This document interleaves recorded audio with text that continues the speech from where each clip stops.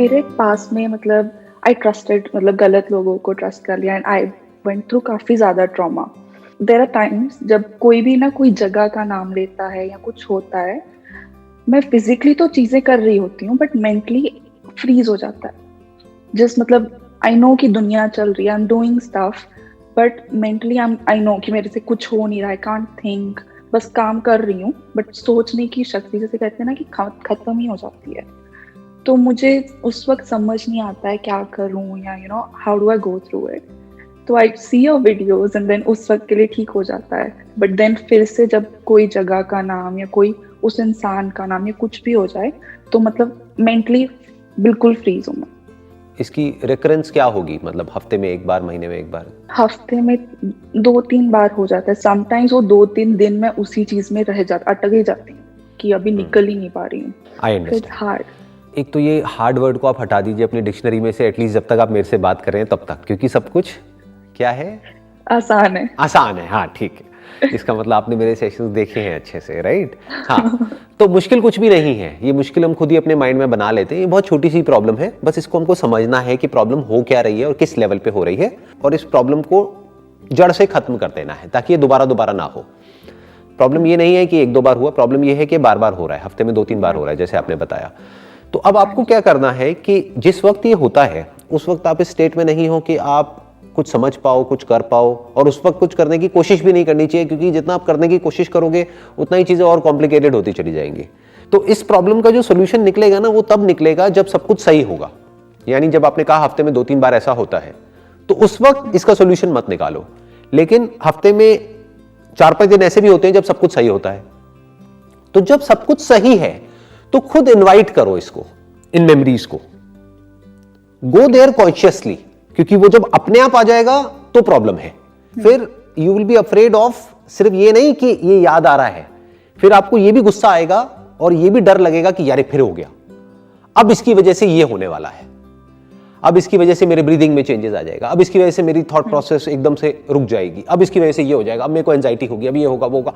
तो that fear is no more of कि क्या हुआ था, that fear is more about कि अभी क्या हुआ है। मतलब आप समझ पा रहे हो ना मैं क्या कह रहा हूं? दोनों में बड़ा डिफरेंस है। एक है फियर ऑफ या फिर रिग्रेट अबाउट जो हुआ पास्ट में। अभी इस टाइम पे वो इतनी बड़ी प्रॉब्लम नहीं है जो आप बोल रहे हो। अभी जो प्रॉब्लम है वो ये है कि बार बार मेरे को वो याद आ रहा है, तो वो याद प्रॉब्लम है, राइट?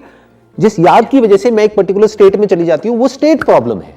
जो हुआ वो तो बहुत पहले ही होकर के खत्म हो चुका है, वो तो टॉपिक क्लोज हो चुका है। तो अब इसको थोड़ा सा ध्यान से समझते हैं कि इसके लिए हम क्या कर सकते हैं। एक तो डेलिबरेटली इसको आप इनवाइट कर सकते हो, कॉन्शियसली इसके अंदर आप जाओ।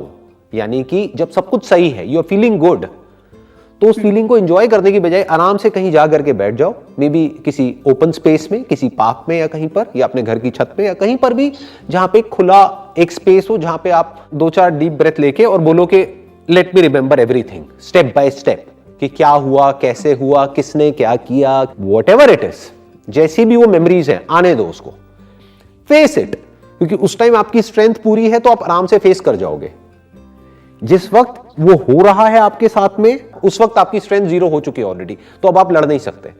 जिस वक्त आप बिल्कुल फिट फील कर रहे हो, जिस वक्त अच्छा फील कर रहे हो, फॉर एग्जांपल मेरी कोई वीडियो देखी तो आपको एकदम से अच्छा फील हो रहा है, या कोई गाने सुने अच्छा फील हो रहा है, या किसी ऐसे फ्रेंड से बात हुई जिससे बात करके अच्छा लगता है, या अपने पेरेंट्स से, उसी वक्त उसी मोमेंट में जब अच्छा फील हो रहा है, जाओ और इन सब बुरे से बुरी मेमोरीज को इन्वाइट करो अपने माइंड में कॉन्शियसली।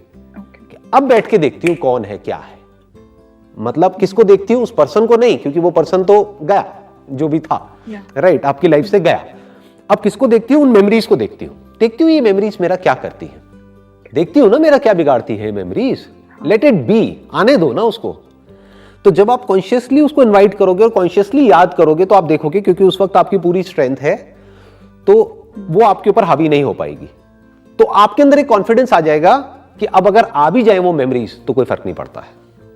जैसे ही ये कॉन्फिडेंस आ गया तो अब अगर वो दोबारा आएगी भी तो आपके अंदर से डर निकल जाएगा कि अगर दोबारा वो सब हुआ तो क्या होगा।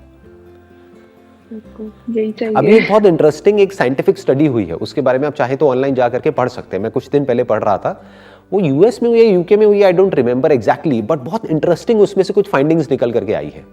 वो क्या था, अभी तक हम ऐसा सोचते हैं कि अगर हम याद करते हैं अपने पास्ट को तो हमें हमारा पास्ट याद आता है, ऐसा हमें लगता है, जबकि ये सच नहीं है। वो स्टडी क्या कह रही है, वो जो रिसर्च हुई है वो क्या कह रही है कि आपको वो याद नहीं आता है जो आपके साथ हुआ है, आपको वो याद आता है जो पिछली बार आपने याद किया है। दोनों में फर्क है ना, कि अगर मैं आपको कहता हूं बचपन से अब तक जो कुछ भी आपके साथ में हुआ आप याद करो, तो आपको वो याद नहीं आएगा जो आपके साथ हुआ है, आपको वो याद आएगा जो भी अच्छी मेमोरीज हैं, बुरी, जिसको आप याद करते आए हो। एक साइकिल बन जाती है, जो आपको याद आता है वही आपको बार बार याद आता है, और जितना याद आता है वो उतना ही पक्का हो जाता है, अगली बार उसके याद आने के चांसेस और बढ़ जाते हैं। तो ये मेमोरीज के लेवल पे प्रॉब्लम होती है। एक्चुअल में वो प्रॉब्लम खत्म हो जाती है हमारी लाइफ से, लेकिन ये मेमोरीज रिपीट होने लग जाती है। तो मैं बात कर रहा हूं कि साइकिल को कैसे तोड़ा जाए। This is a loop, this is a cycle basically. जैसे ही वो याद आता है उसके साथ में ये हो जाता है, क्या हो जाता है, वही जो पिछली बार हुआ था। याद क्या आता है, वही जो पिछली बार याद किया था। फिर एक साइकिल बन जाती है। फिर आप कहते हो ये क्यों हुआ, जितना बोलते हो ये क्यों हुआ वो बार बार और याद आता है। जितना आप कहते हो मुझे याद नहीं करना है वो और याद आता है। फिर उसकी वजह से और रिएक्शंस होते हैं, एंजाइटी और बढ़ती है, और गुस्सा आता है। फिर इस बात पे गुस्सा आने लग जाता है कि यार मुझे गुस्सा क्यों आ रहा है। फिर इसलिए बुरा लगने लग जाता है कि मुझे बुरा क्यों लग रहा है। ये एक नई प्रॉब्लम खड़ी हो गई है कि मेरे साथ में ऐसा क्यों हो रहा है, क्या मैं इतना सा नहीं कर सकती, अरे मैंने इतने सेशंस देखे हैं उसके, फिर भी मैं निकल क्यों नहीं पा रही हूं, ऐसा क्यों हो रहा है, ये हो गया, एक दिन हो गया, 2 दिन हो गया, अब पता नहीं मैं इससे बाहर आ भी पाऊंगी नहीं। इस सब मोड में हम जाने लग जाते हैं एकदम से। तो आई एम जस्ट सेइंग कि जब आपकी स्ट्रेंथ पूरी है तब लड़ जाओ उससे, और एक बार खुल के लड़ जाओ, ताकि ना उसके बाद फिर दोबारा चक्कर ही खत्म हो जाए। और ये सिर्फ बहुत खुश होंगी। अरे होगा, क्यों नहीं होगा। मैं आपको बिल्कुल ऑनेस्टली बता रहा हूं, ये बड़ा सिंपल सा एक फॉर्मूला है। जैसे फॉर एग्जांपल हर एक के अंदर, सिर्फ आपके अंदर नहीं, हर एक के अंदर कोई ना कोई डर होता है जिसकी वजह से उनको एंजाइटी होती है। तो जितना हम उस डर से भाग रहे होते हैं, वो एंजाइटी और वो डर उतना ही स्ट्रांग होता चला जाता है, उसको उतनी ही स्ट्रेंथ मिलती चली जाती है। और जैसे आप एक बार उसके वर्स्ट साइड को फेस कर लेते हैं ना कॉन्शियसली, तो आपके अंदर से ये डर निकल जाता है about the worst case scenario, कि बुरे से बुरा क्या होगा, वो दोबारा याद आएगा ना, पहले भी बहुत बार आया ना, वापस से नॉर्मल हो गई ना, तो आगे भी हो जाऊंगी। The moment this thought comes in, जैसे ही आपको ये बिलीफ हो जाएगा कि आने दो ना, देखते हैं क्या हो जाएगा आएगा एक आध दिन के लिए या 1-2 घंटे के लिए रहेगा, चला जाएगा। जैसे ही ये थॉट चलने लग गया माइंड में, आप उससे फ्री हो गए, उसकी पावर धीरे धीरे खत्म हो जाएगी, फिर वो याद आना ही बंद हो जाएगा, आपका माइंड स्पेस पूरी तरह से फ्री हो जाएगा वहां से। Thank you, I will definitely try, specially इस सेशन के बाद ही करूंगी। हाँ, अभी करो ना, एग्जैक्टली राइट।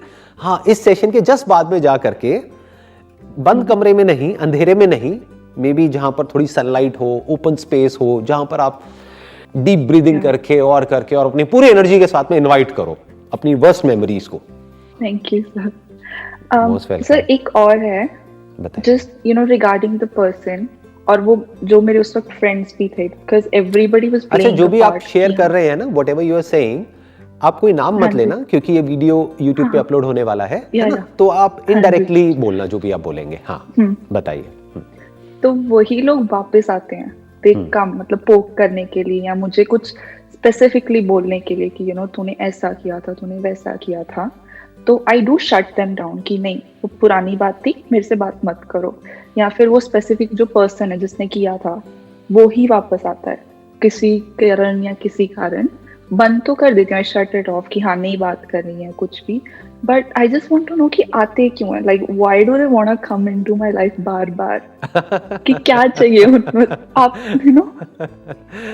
I understand. कोई क्यों आता है वो कोई नहीं बता सकता आपको, क्योंकि लाइफ में जो भी हमारे साथ होता है वो क्यों होता है। उस पर्सन से आप मिले, क्यों मिले, राइट, उसने आपके साथ जो किया वो क्यों किया, ऑल दैट स्टफ। उस क्यों का कोई जवाब नहीं है। तो don't focus your attention on क्यों, focus all your attention on अब क्या करना है, क्या, नॉट क्यों। That is like solution oriented approach. ये जो क्यों है ना, ये अपने आप में एक बहुत बड़ा ट्रैप है। जैसे कुछ लोग मेरे से पूछते हैं मेरे सेशंस में कि भाई हमको ये लाइफ क्यों मिली है, ये बेवकूफों वाला सवाल है। क्यों का कोई जवाब ही नहीं है। अरे भाई लाइफ मिल गई है ना, अब ये सोचो how to make the most of this life, ये सोचना है। You got the answer for your question, जो भी आपने क्वेश्चन पूछा उसका। चलिए, so good to know that, and wish you all the best Kajal. Thank you sir, and a happy new year. Happy new year, same to you.